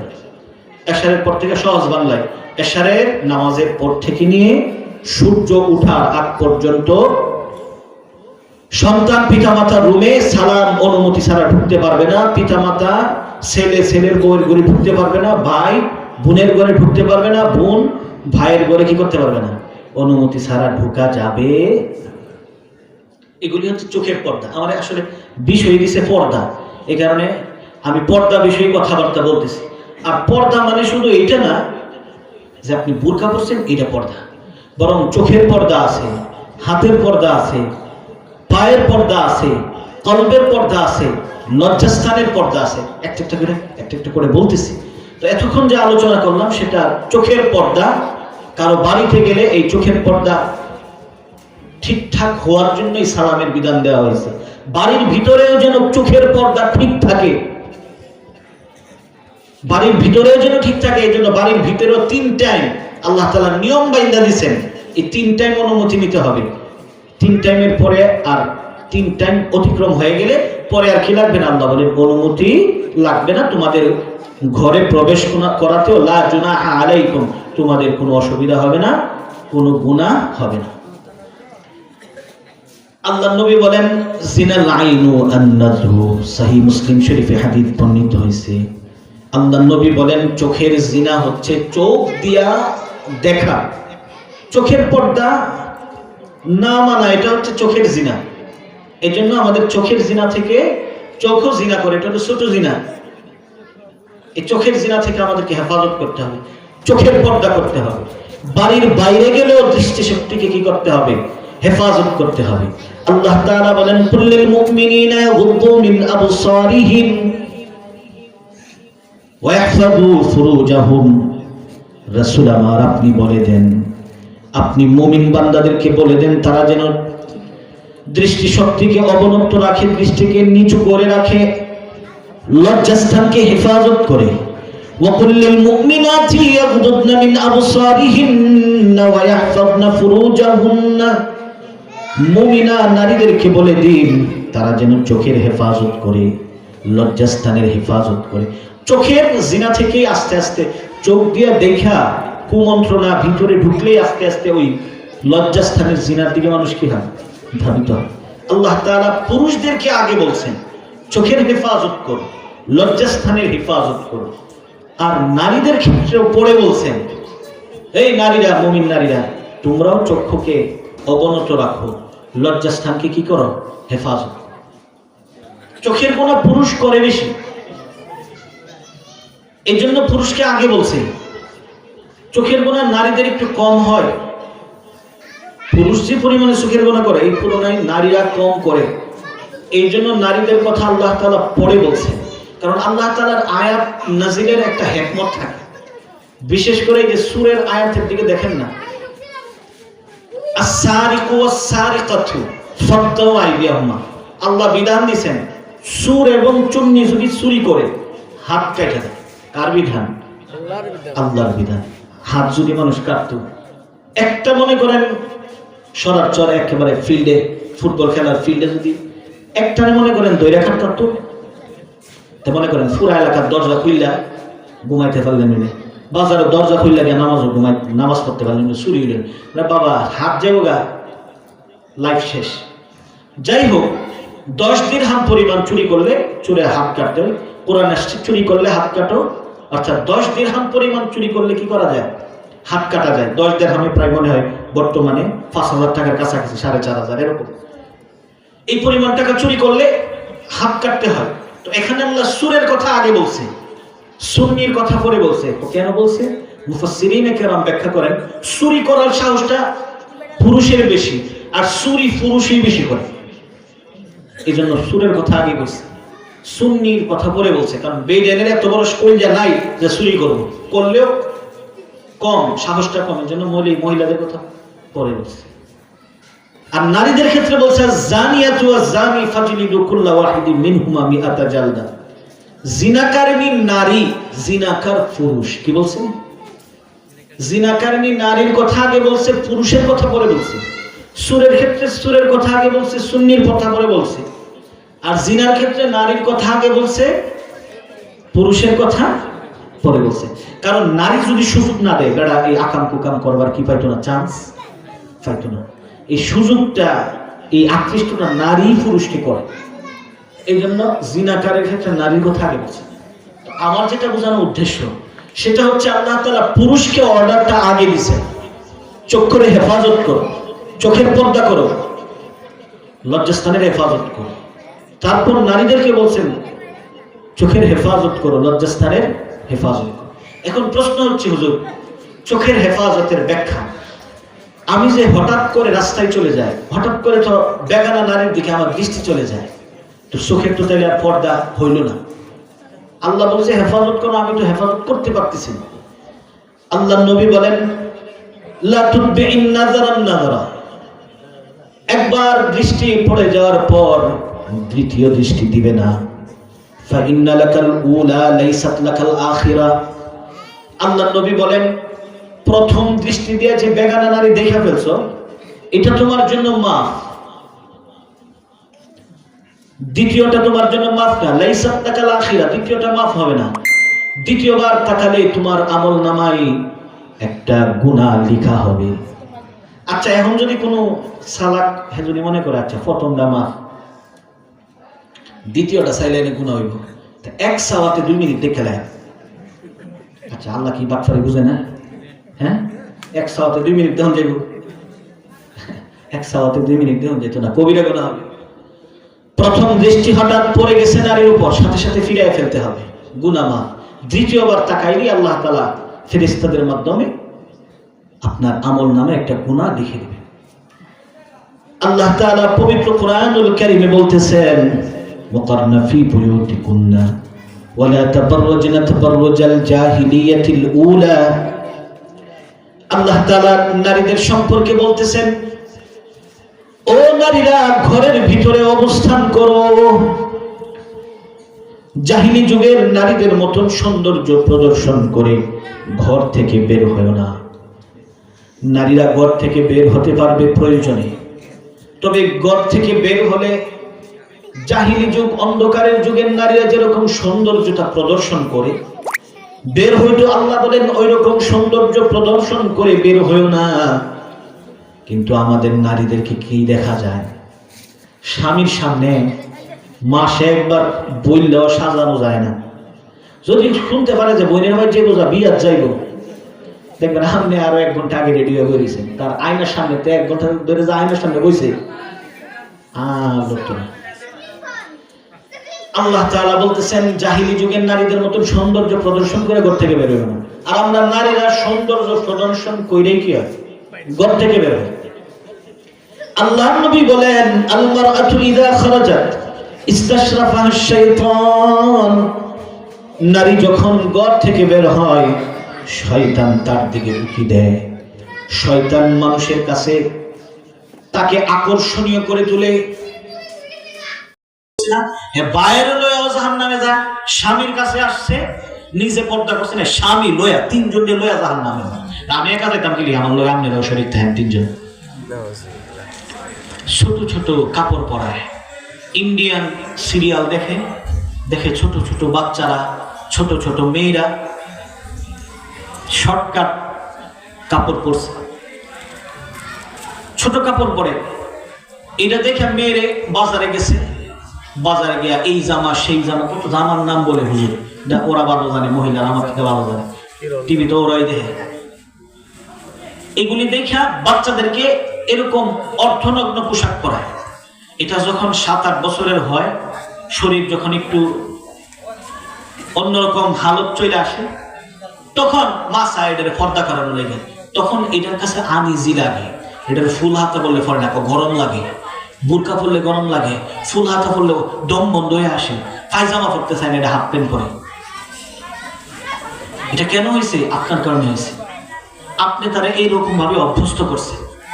আমার ভাতিজিদের কথা বলি, ওরা ঘর থেকে কোনো সময়, ঘর থেকে বের হওয়ার নাম শুনলেই ছোট ছোট ওরা হিজাব খুঁজবে। হিজাব কই?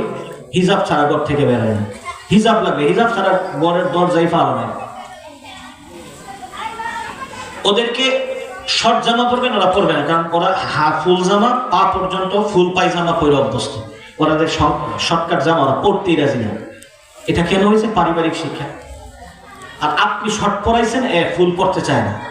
আপনি কাটিংটা তো দুহানি নিয়ে সেলুনওয়ালারা বলছেন একটা 2 তালা সাইড মারেন নাকি, আপনি গিয়ে এটা বলছেন 2 তালা মারেন, তো হ্যাঁ 2 তালা দিয়ে তো শিখাইছেন আপনি, হ্যাঁ কি কিছুদিন পরে 1 তালা দিব, এত 2 তালাই দিব, ঠিক না?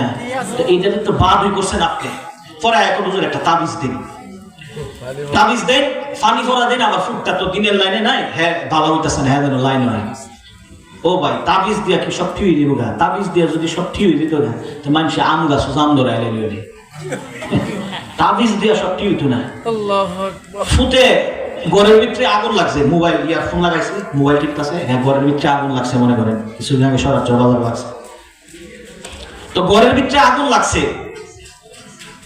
মানে আমি যদি এখন হুজুর একটা তাবিজ দেখতো, হ্যাঁ ঘুমের উঠতে ফাল দেয় করে অনেকে, আমার তো তাবিজ খুঁজতে কাম হইব না, হ্যাঁ গিয়া ঘরের ভিতরে ঠান্ডা বের করতে হইব, ঠান্ডা বের করতে, হ্যাঁ এই মুহূর্তে তাবিজ দিলে কাম হইতো না।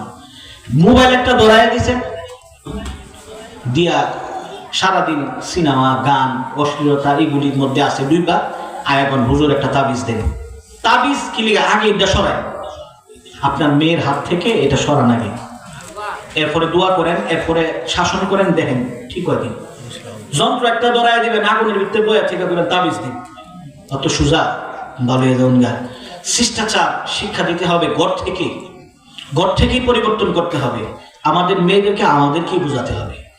আল্লাহ রাসূল বলেন, লা'নাল মুতাশাব্বিহিনা বির-রিজালি মিনান নিসা ওয়া লা'নাল মুতাশাব্বিহাতি মিনান নিসাই বির-রিজাল। আল্লাহ রাসূল বলেন, আল্লাহ তাআলার অভিশাপ ওই সমস্ত পুরুষদের জন্য যে সমস্ত পুরুষরা নারীর বেশভূষা ধারণ করে, আর ওই নারীর উপর আল্লাহ তাআলার লানত। যে নারী পুরুষের বেশভূষা ধারণ করে, কি বুঝলেন?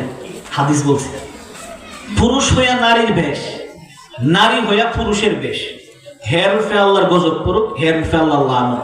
বদদুয়া করছে কে? জনাবে মুহাম্মদুর রাসূলুল্লাহ। লানত করছেন স্বয়ং আল্লাহ, অভিশাপ আল্লাহ। আচ্ছা, আমাদের দেশে আছে না ছেলে হইয়া মহিলা সাথে, ওর ভাল লাগে না, গলাতে একটা সিং লাগাইছে, কানও লাগাইছে দুল, হাফ লেডিস, ওখানে ভালো লাগতো না, এরপরে কইটি হক কথা, ঠিক না? কানের মধ্যে দুল লাগাইছে,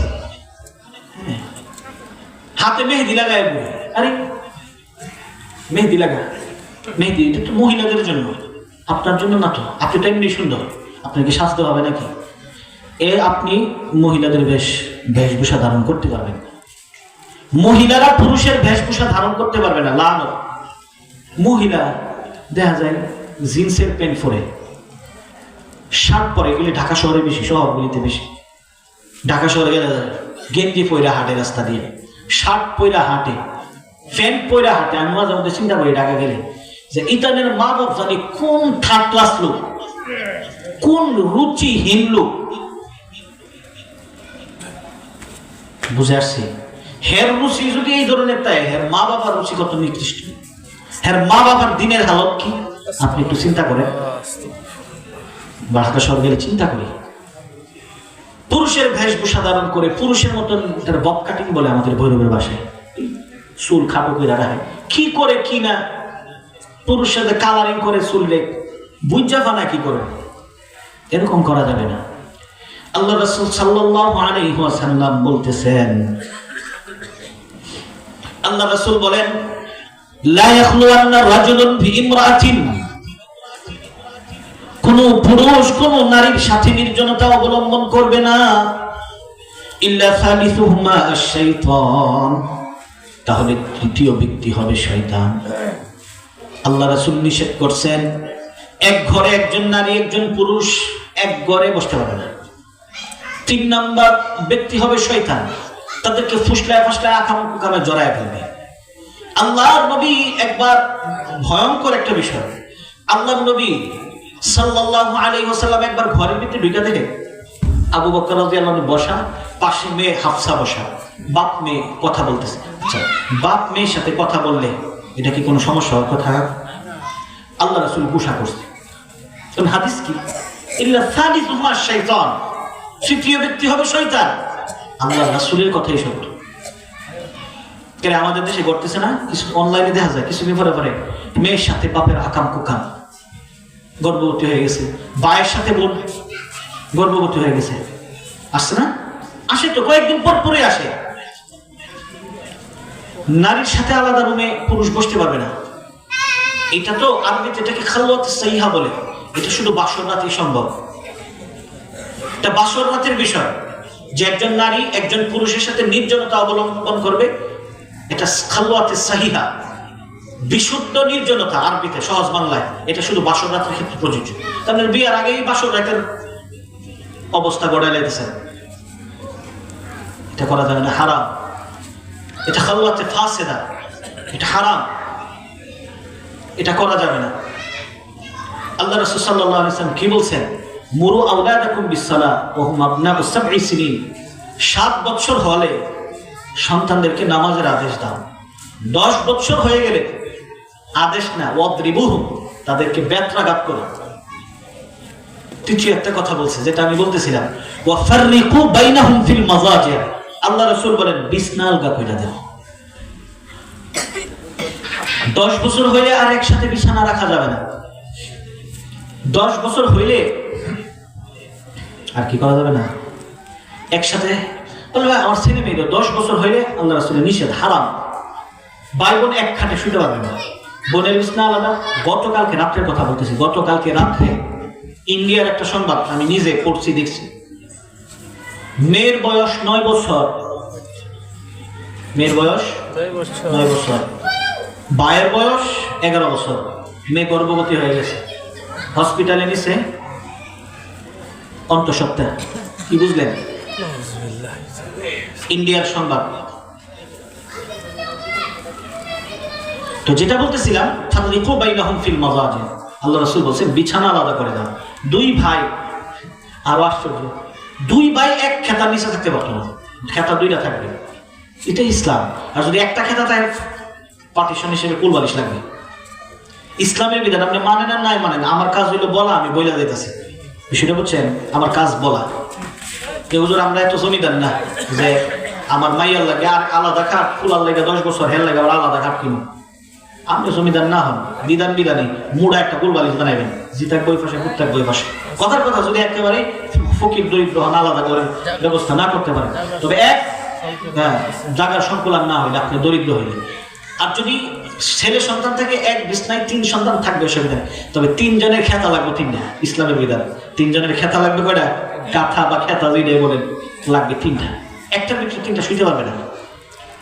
বালেগরা তো প্রশ্নই আসে না, 10 বছর হইলে কোন সময় ঘুমের মধ্যে অশ্লীলতা শুরু করে দিবে, শয়তানে ঢুকায় ফেলা দিবে, সমকামিতা শুরু করে দিবে, এটা সে নিজেও জানবে না। এটাই বাস্তব। আল্লাহ রাসূল বলেন কোন নারীর সাথে নির্জনতা অবলম্বন করা যাবে না। এক সাহাবী প্রশ্ন করতেছে, আচ্ছা ইয়া রাসূলুল্লাহ, আফারাআইতাল হাম্মু, আচ্ছা তাহলে দেবর সম্পর্কে আপনার বক্তব্য কি? দেবর লোকে পর্দা করুন লাগবো। আল্লাহ রাসূল আলহাম আল মাউত, পরে দেবরের কথা বলছো? দেবর তো মৃত্যুর তুল্য, মৃত্যুর মতো ভয়ঙ্কর, অন্যান্য পুরুষ থেকে বেশি ভয়ঙ্কর দেবর। দেবরের সাথে যত অশ্লীলতা আছে, অশ্লীলতা দেবরের সাথে। কি বিয়া করতে না, একজন লইতা না, আর কত একা থাকবা, একাও তোমার থাকতে ভালো লাগে, মানে অশ্লীলতা আস্তে আস্তে যায়।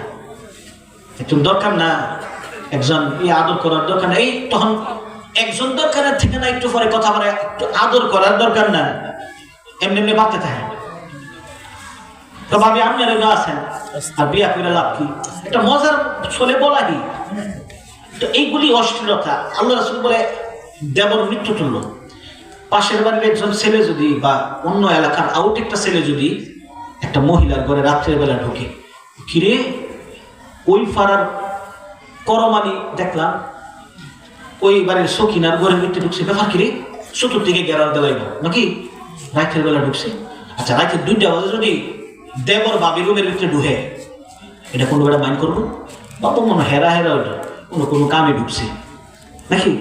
হেরার অশ্লীলতার করার সুযোগ বেশি। এই জন্য আল্লাহ রাসূল বলেছে দেবর এটা মৃত্যু, মৃত্যু আগে ভয়ঙ্কর না, মৃত্যুর মতো ভয়ঙ্কর।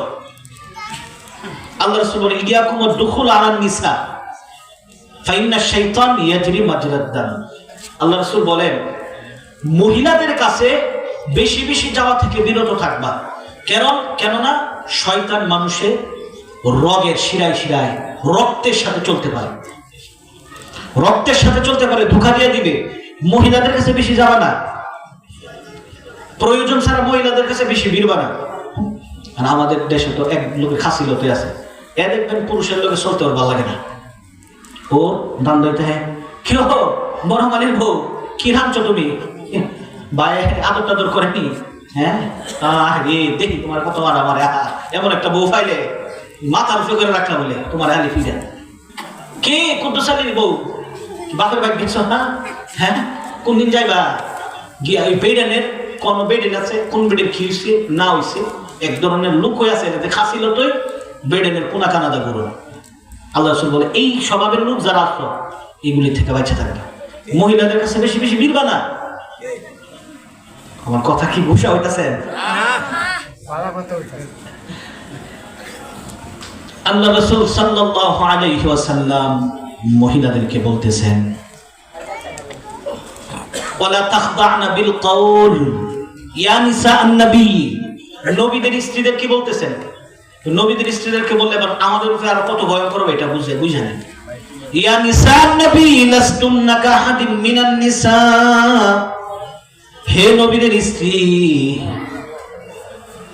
তোমরা কিন্তু অন্যান্য সাধারণ নারীদের মতো না। ফালা তাখদা'না বিল কওল, পরপুরুষের সাথে কথা বললে কথার মধ্যে নমনীয়তা প্রদর্শন করবে না। ফায়াতুমা আল্লাযী ফী কলবিহি মারাদ, বরং যাদের অন্তরে রোগ আছে, যারা গুনাহগার ব্যক্তি, যারা দুর্বল ঈমানদার, তারা তোমাদের কথার মায়ায় পড়ে যাবে, তোমাদের কথার প্রতি আকৃষ্ট হয়ে যাবে। নারীদেরকে পর পুরুষের সাথে কথা বলার সিস্টেম আল্লাহ তাআলা বুঝাই দিয়েছে। ভাষাটা একেবারে নরম হবে না, একটু কর্কশ হবে। একটু ব্যাখ্যা করি নাহলে বুঝতেন না। মনে করে একটা কল আইছে বাহির থেকে, মহিলা ধরছে, ধরার পরে ওই লোক কল দিছে, মহিলা ধরছে, আসসালামু আলাইকুম। ওয়ালাইকুম সালাম। ভাবি ভাই কি করে আছে? বেডি কথা বলতেছে, ওয়ালাইকুম আসসালাম ওয়া রাহমাতুল্লাহ। না ভাই আপনার ভাবি তো ঘরে নাই, শুদ্ধ বাংলাহি। না আপনার ভাবি তো ঘরে নাই, নমনীয়তা শুদ্ধ বাংলা, ঘরে নাই, উনি তো একটু বাথরুমে গেছে। জি ভাই কিছু কি বলার আছে আমাকে বলেন। তখন হ্যাঁ মনে মনে বাবারে কণ্ঠটা কি সুন্দর হবি, তখন হ্যাঁ কথা বলা। আচ্ছা ভাবি আচ্ছা সকালে খাইছেন নি? কয়ে খাইছি। ভাবি খাইছি তো। তো কি দিয়া খাইছেন? খাইছি। আচ্ছা আপনারা দিনকালকে এই কথাবার্তাছে ভাষা নরম করার কারণে কথা বলেছে। ভাবি আদর টাদর করেনি না? ভাই খুব অত্যাচার করে। ভাই তো বাইরে যে রাত দেয়া ঘরের ভিতরে জানি কি হ্যাঁ কথা বলা শুরু করে দেবে। আল্লাহ তাআলা বলতেছেন রাসূলের বিবি আপনারা, আপনাদের ভাষা যেন পর পুরুষের সাথে কথা বলার সময় নমনীয়তার ভাব যেন সৃষ্টি না হয়, তাহলে গুনাহগার বান্দারা আপনাদের কথার প্রতি আকৃষ্ট হয়ে যায়। আর যদি কলটা দেওয়ার পরে যদি বলতো ওয়ালাইকুম আসসালাম রাহমাতুল্লাহ, মহিলার কণ্ঠে বলতেছে ওয়ালাইকুম আসসালাম রাহমাতুল্লাহ, জি কে বলছেন? ভাই কি ঘরে আছে? না, আপনার ভাই তো ঘরে নাই। এই যে আপনার ভাই বাথরুমে গেছে, ওয়াশরুমে গেছে, গোসল করতেছে, একটু পরে কল দেন। হ্যাঁ বাবা রে বাবা, বেডিটি কণ্ঠ দিয়ে ডাকো, আর একটা কথা বললে সুলাই লাগবে ডাইরেক্ট, হ্যাঁ ডরের চুড়ি রেখে দিব। বাবা বাইরে মনে সাইজ করে লা বেডি, যদি কথা ধাকও আছে, তাহলে বুঝেন আল্লাহ তাআলা কথা বলার স্টাইল পরপুরুষের সাথে কি হবে, এটাও আল্লাহ তাআলা নারীদেরকে শিক্ষা দিলেন। নারীদের হাঁটার স্টাইল কি হবে, এটা আল্লাহ শিক্ষা দিয়েছেন। বলেন সুবহানাল্লাহ। ওয়ালা ইয়াদরিবনা বিআরজুলিহিন্না লিউলামা মা ইউকফিনা মিন জিনাতিহিন্না। আল্লাহ তাআলা বলেন নারীরা সজোরে জোরে পায়ের কদম ফেলবে না, এত জোরে ফেলবে না নিজের সৌন্দর্যতা প্রদর্শন হয়ে যায়। তাইলে নারীরা জোরে হাঁটবে না। নারীরা জোরে হাঁটলে পুরুষ তারে সাইড দেয় না, পুরুষ তারে সম্মান করে না। একটা নারী যদি রাস্তা দিয়া হাঁটে, নমনীয়তার সাথে হাঁটে, ধীরে সুস্থে হাঁটে, ওই নারীরে অটোমেটিকলি পুরুষ রাস্তা ছেড়ে দেয়। সেটা বুঝছেন? অটোমেটিক রাস্তা ছেড়ে দেয়। আর যদি আমাদের ভৈরবের ভাষায় বেড়াহুন্নি কয়, জানি না আপনার এখানে কি কয়, বেড়াহুন্নি কয় ভৈরবের ভাষায়, যদি বুকটা ফুলায় বেড়াতে মতো হাঁটে, একটা বেড়া যাইতেছে, বেডি নিয়ে একটা বেড়া যাইতেছে নাকি, এটারে সাইড দিত না, পুরুষ এটারে সম্মান করবে না, এটারে কি দিত না, আসলে সাইড দিবে না, দিবেন? দেয় না, আমি দেখছি তো দেয় না। এখন অবস্থা এরকম, পুরুষের লইয়া ছুটে রাস্তা দিয়ে। ওই দিন আমার একজন ধাক্কা মেরে বইটি ফালাই দিচ্ছে বাজারে, শ্বাস টলের ধাক্কা মেরে, দেখছো কি অবস্থা, ধাক্কা মেরে। মহিলাদের বাজারে এত ভিড়, দুইটা বাজারের ঘটনা বলি। আগরপুর বাজারে আগে বেশি বাজার করতাম, ওইদিকে ছিলাম, সরারচর ছিলাম না, সরারচর আসছি, সেম ঘটনা ঘটছে।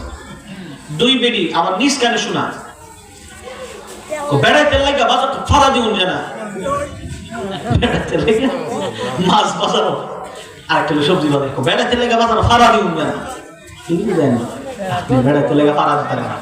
এই যে অবস্থা, আল্লাহ রাসূল মহিলাদেরকে রাস্তায় কিভাবে হাঁটবে, আল্লাহ বলছেন নমনীয়তার সাথে হাঁটবে, আর রাসূল বলছেন হাঁটলে কি স্টাইলে হাঁটবে, কোন সাইডে হাঁটবে, ওইটা রাসূল হাদিসের মধ্যে ঘোষণা দেন। লাইসা লিন-নিসা ওয়াসাতাত তারিক লাইসা লাহুন্না ওয়াসাতাত তারিক, মহিলারা রাস্তার মাঝখান দিয়ে হাঁটবে না। আলাইকুন্না বিহাফাতিত তারিক, আল্লাহ রাসূল বলেন তোমাদের জন্য উচিত হচ্ছে তোমরা রাস্তার সাইড দিয়ে হাঁটবে। মহিলারা রাস্তার সাইড দিয়ে হাঁটবে। আগের যুগের নারী রাস্তার সাইড দিয়ে হাঁটতো, পুরুষ দেখলে সাইড হয়ে যেত, মনে হইতেছে দেয়ালের সাথে লেগে গেছে তার পিঠ। আর এখন পুরুষের সাইড বোন লাগে, বেডিতে সাইড দেওয়া লাগে। এরকম ভাবে হাঁটবেন না, এরকম ভাবে হাঁটলে আপনার সম্মান থাকবে। তাহলে বোঝা গেল চোখের পর্দা করতে হবে। আল্লাহর নবী সাল্লাল্লাহু আলাইহি ওয়াসাল্লাম বলতেছেন জিনাল ইয়াদ আল বাতশু, হাতের জিনা হচ্ছে হাত দিয়ে স্পর্শ করা, হাত দিয়ে বেগানার স্পর্শ করা, এটা হচ্ছে হাতের গুনাহ।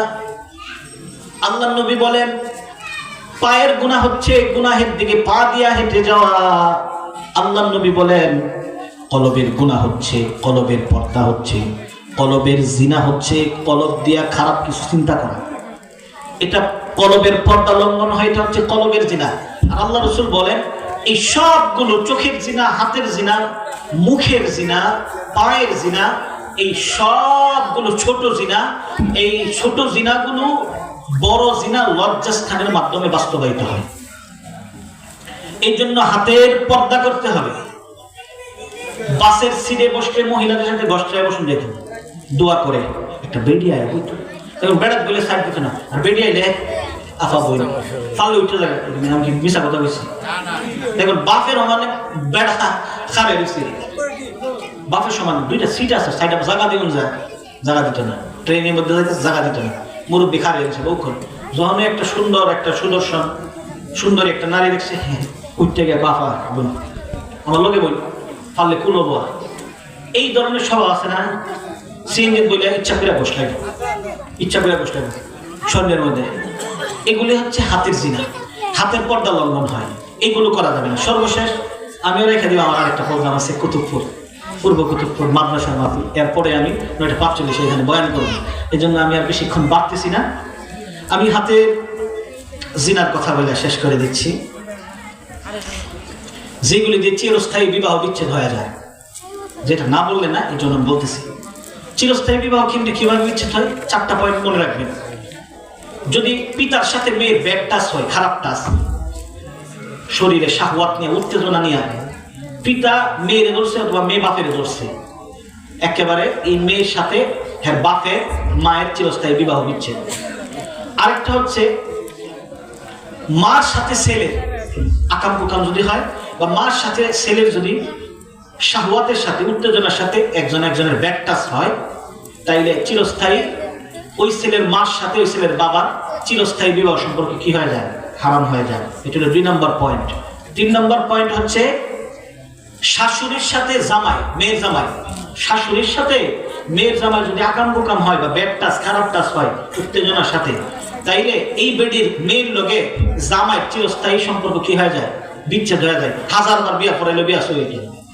সর্বশেষ যে পয়েন্টটা গুরুত্বপূর্ণ, শ্বশুরের সাথে ফুতের বউ, বলেন শ্বশুরের সাথে ফুতের বউ, শ্বশুরের সাথে ফুতের বউর যদি খারাপ টাচ হয়, তাইলে এই বেটার ফুতের লগে ফুতের বউর বিবাহ চিরস্থায়ী বিচ্ছেদ হয়ে যায়।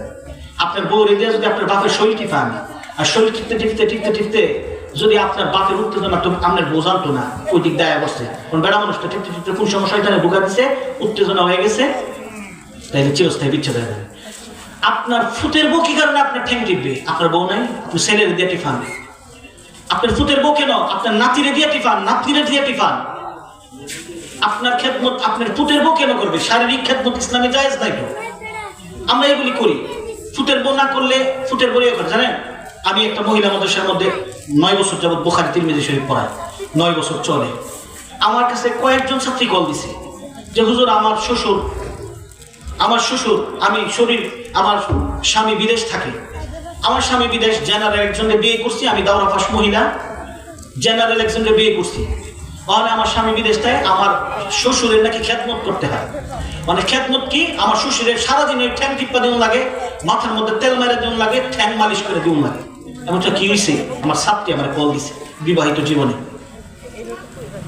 তো কি হয়েছে, ও আমার শ্বশুর এক পর্যায়ে শরীর মালিশ করতাম গিয়া আমার শ্বশুর তো আমার সামনে বুকে হাত দিয়ে ফেলছে, পরে আমার কাছে মাপ চাইতেছে, কয়েকদিন মা, আরেকদিন আমার পিছনে হাত দিয়ে ফেলছে, আরেকদিন আমার জড়ায় ধরে ফেলছে, আমার বিধানকে শেষ উত্তেজনার সাথে ধরে ফেলছে। পরে আর আফসোস করলে কি হবে, এই ফুটের বউয়ের সাথে তার ছেলের চিরস্থায়ী সম্পর্ক হারাম হয়ে যাবে। কারণ একই মহিলার সাথে বাপেরও টাচ হয়েছে উত্তেজনা বসে, আবার ছেলেরও টাচ, এটা হইতে পারে না। এই জন্য যারা আছেন, শ্বশুর যারা আছেন একেবারে চোখ খান করে রাখবেন, ফুটের বউরি দিয়া শারীরিক খেদমত নিবেন না, মাথা টিপাইবেন না, ঠ্যাং টিপাইবেন না, তেল মালিশ করবেন না। আপনি আপনার স্ত্রী বলবেন, আপনার মেয়েরই বলবেন, আপনার ছেলেরে বলবেন। আল্লাহ তাআলা আমাদেরকে বোঝা আমল করার তৌফিক দান করুক। ওয়া আখিরু দাওয়ানা আলহামদুলিল্লাহি রাব্বিল আলামিন। আসসালামু আলাইকুম ওয়া রাহমাতুল্লাহি ওয়া বারাকাতুহু।